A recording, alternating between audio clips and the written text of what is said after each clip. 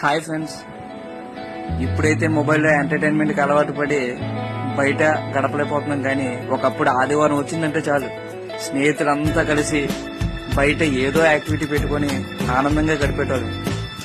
అలాగే 10 సంవత్సరాల క్రితం నేను గడిపిన ఒక ఆనందకరమైన వీడియోని మీ ముందుకి తీసుకురావడం జరిగింది. సో ఇందులో మేము ఏం చేసామంటే చేపల వేటకి వెళ్ళి ఆ చేపలు ఫ్రై చేసుకొని మేము అక్కడే తినేసి ఈవినింగ్ వరకు హ్యాపీగా ఆనందంగా గడిపి వచ్చేటోళ్ళం అనమాట. సో అలాగే దీనికోసం మనం ప్రత్యేకించి గిన్నెలు కానీ ఇటువంటి ఏం పట్టుకెళ్ళేటోళ్ళం కాదు.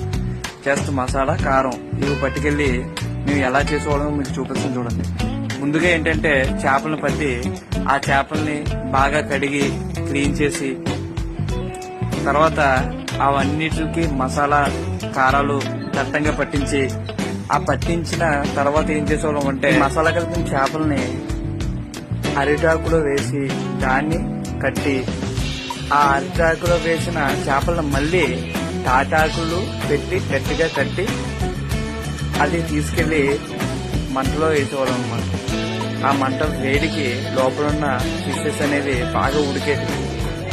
సో అలా ఉడికిన తర్వాత అవన్నీ తీసి మనం తినేవాళ్ళం అన్నమాట.